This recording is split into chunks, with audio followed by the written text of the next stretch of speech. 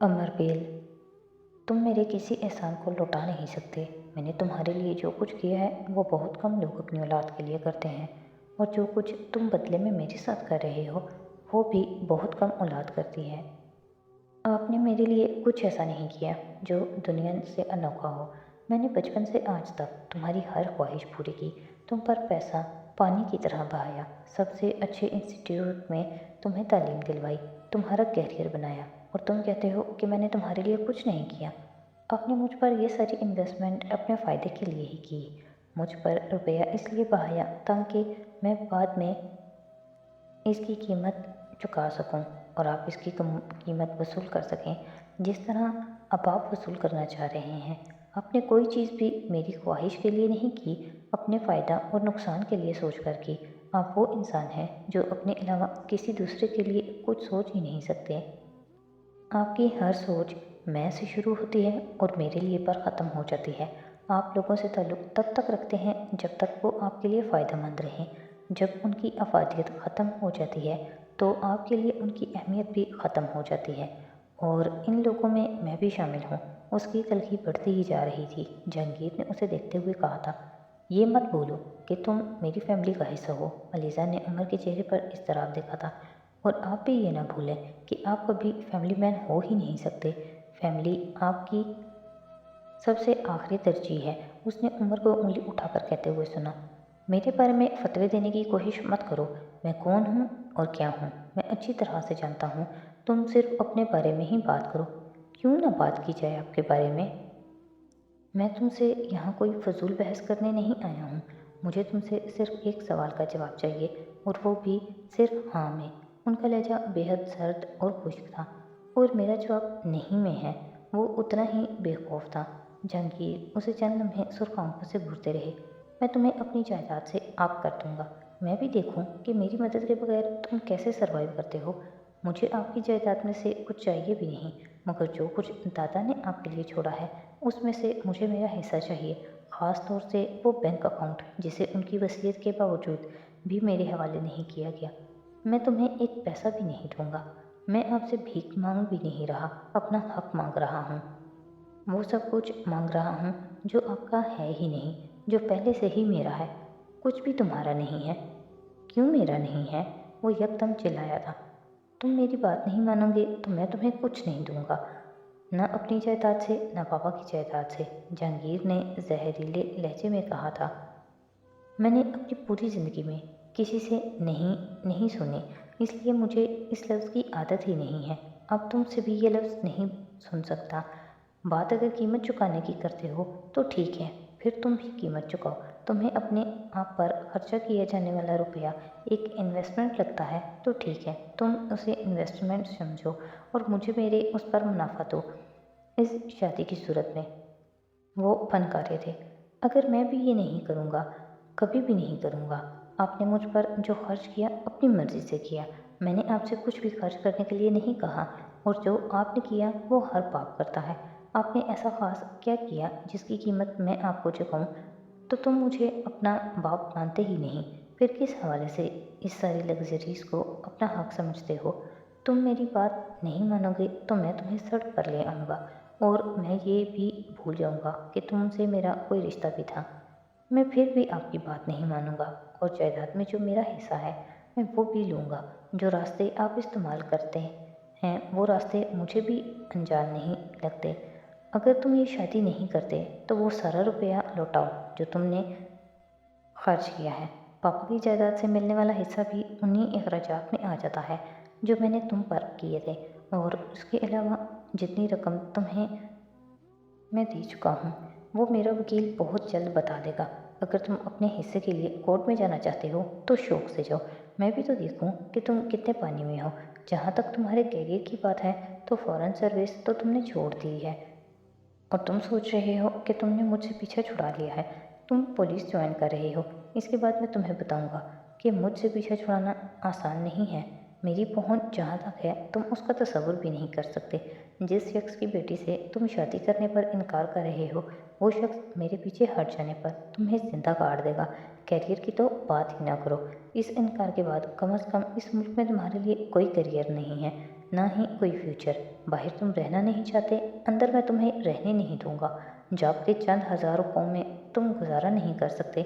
मेरी तरफ से अब दोबारा तुम्हें किसी किस्म की कोई मदद नहीं मिलेगी। तुम अपनी जॉब के ज़रिए पैसा बनाने की कोशिश करना, और ये हम होने नहीं देंगे।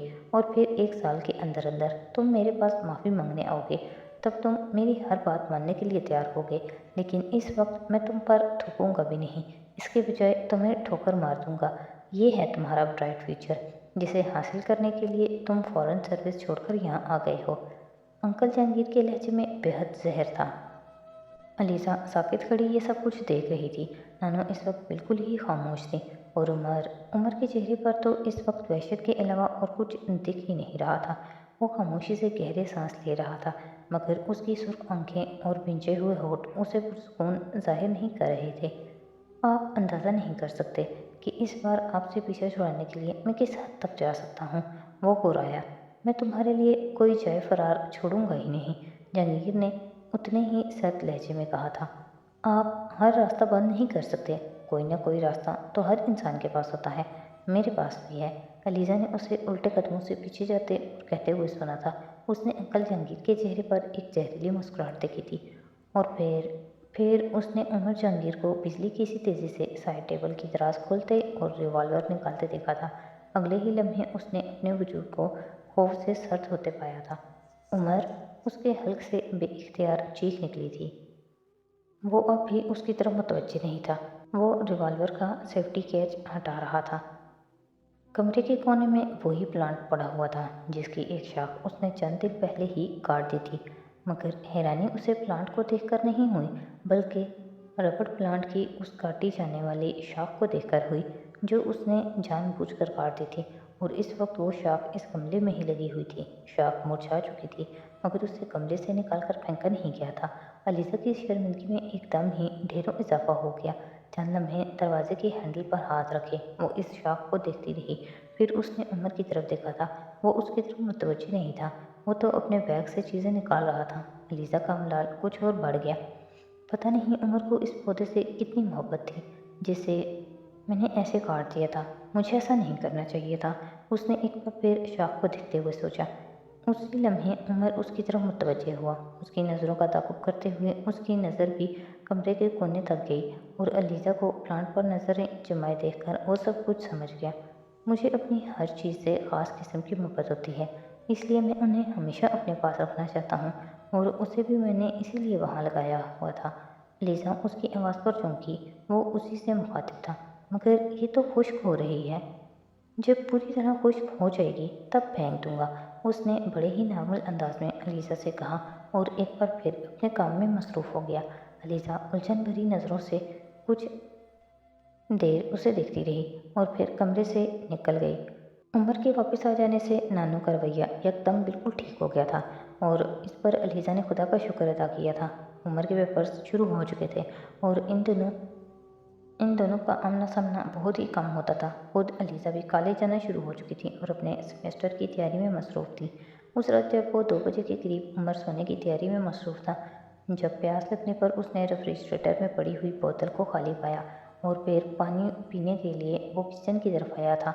लाउंज में से गुजरते हुए वो ठिठक कर गया। लाउंज में हल्की रोशनी का बल्ब ऑन था, और उसकी रोशनी में उसने किसी को लाउंज का दरवाज़ा खोलते देखा। उसे पहचानने में देर नहीं लगी, वो अलीज़ा थी। मगर रात के इस वक्त लाउंज के दरवाजे पर वो क्या कर रही है, उसने हैरानी से सोचा, और आगे बढ़कर लाइट ऑन कर दी। उसका ख्याल था कि अलीज़ा वापस पलट कर देखेगी, मगर ऐसा नहीं हुआ। वापस पलटे बगैर वो दरवाज़ा खोलकर लाउंज से निकल गई थी। अलीज़ा, उमर ने कुछ हैरान होकर उसे आवाज़ दी, मगर वो मुतवज्जे नहीं हुई। उमर कुछ हैरान होकर खुद भी उसके पीछे लाउंज का दरवाज़ा खोलकर बाहर निकल आया। अलीज़ा आहिस्ता आहिस्ता मेन गेट की तरफ जा रही थी। अलीज़ा, उमर ने एक बार फिर उसे आवाज़ दी, मगर वो मुतवज्जे नहीं हुई। उमर कुछ और हैरान हुआ। वो अब भी गेट की तरफ से चलती जा रही थी। वो कुछ परेशानी के आलम में उसे ज़्यादा दिखता रहा। वो अब गेट के पास पहुंच चुकी थी। गेट पर मौजूद चौकीदार कुर्सी से उठकर उसके पास आ गया और उससे कुछ कह रहा था, मगर वो गेट की तरफ बढ़ गई थी और अब गेट खोलने की कोशिश कर रही थी। उमर तेज़ कदमों के साथ गेट की तरफ बढ़ आया। चौकीदार कुछ सरासीमा नज़र आ रहा था। जनाब, ये अलीज़ा बेबी गेट खोलने के लिए कह रही हैं। चौकीदार ने उमर के आते ही उससे कहा। उमर उससे कुछ कहे बगैर अलीज़ा की तरफ बढ़ गया। वो गेट पर लगे हुए ताले के साथ उलझी हुई थी। अलीज़ा, क्या बात है? कहाँ जाना चाहती हो? उसने अलीज़ा से पूछा था। गेट नहीं खुल रहा, बाहर जाना है। वो अब भी गेट खोलने की कोशिश में मसरूफ़ थी। यही तो पूछ रहा हूँ कि कहाँ जाना है? पापा के पास जाना है। अलीज़ा, उमर साकित रह गया। गेट खोल दो चौकीदार, गेट खोल दो। वो अब भी इसी तरह कह रही थी। उमर ने उसके चेहरे को गौर से देखा। चंद लम्हे तक वो कुछ बोल नहीं सका। खामोशी के इन चंद सेकंड्स में उसे जैसे हर चीज़ समझ में आने लगी थी। उसके कंधे पर हाथ रखकर उसने पूछा, पापा के पास कैसे जाओगी? ये बाहर जाऊंगी ना तो इधर वो पापा होंगे। उसने अटक अटक कर कहा था। आओ, मैं तुम्हें पापा के पास ले जाता हूँ। उसने नरमी से उसका हाथ पकड़ लिया और उसे वापस ले जाने लगा। वो खामोशी से उसके साथ इसी तरह चलती रही। उमर जान चुका था कि वो नींद में चलकर बाहर आई है, लेकिन उसके लिए जो बात परेशान कुन थी वो ये थी कि अलीज़ा कब से इस आदत का शिकार थी और क्या नानू और नाना इस बात से वाकिफ़ थे। वो जब से यहाँ आया था आज पहली बार अलीज़ा उसे इस हालत में मिली थी। वो इसी तरह उसका हाथ पकड़े हुए उसके कमरे तक ले आया और उसे उसके बेड पर जाकर बिठा दिया और वो कुछ भी कहे बगैर बेड पर लेट गई। उमर को उससे कुछ भी कहना नहीं पड़ा। उसने खुद ही आंखें बंद कर ली थी। उमर कुछ देर वहीं खड़ा उसे देखता रहा।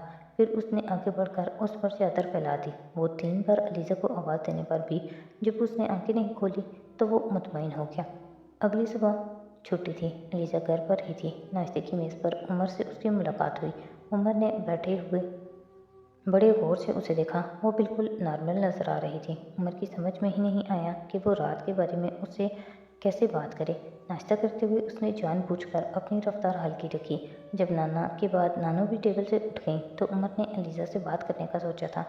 अलीज़ा, एक बात पूछूं? उमर ने बड़े नॉर्मल अंदाज में कहा। अलीज़ा ने कुछ हैरानी से उसे देखा और फिर कॉर्नफ्लेक्स खाते हुए कहा, हाँ, तुम्हें नींद में चलने की आदत है? अलीज़ा के हाथ से चम्मच छूटकर टेबल पर गिर गया। उमर ने उसकी आंखों में बेतहाशा खौफ देखा।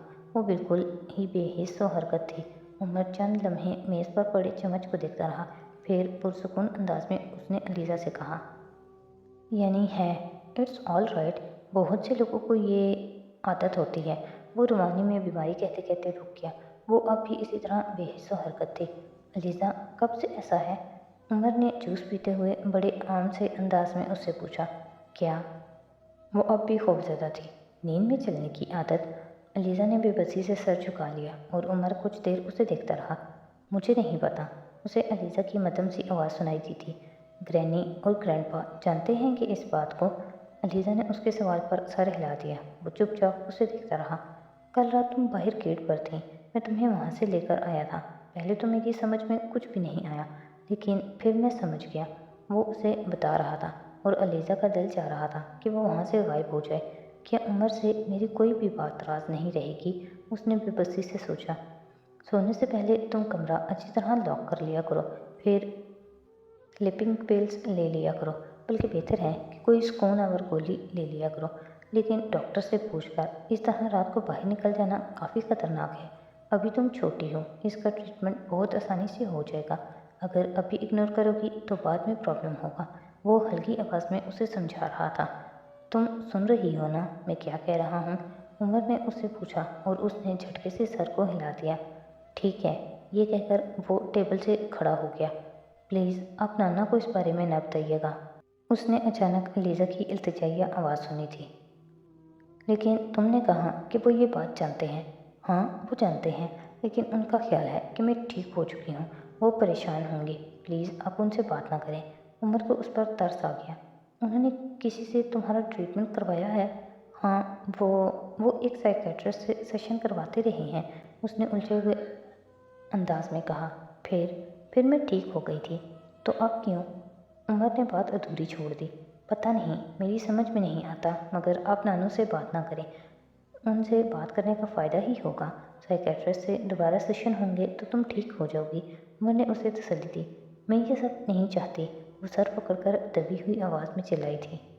आप समझते नहीं, मेरे एग्ज़ाम्स शुरू होने वाले हैं। मैं टेंशन में थी, इसीलिए ऐसा हुआ।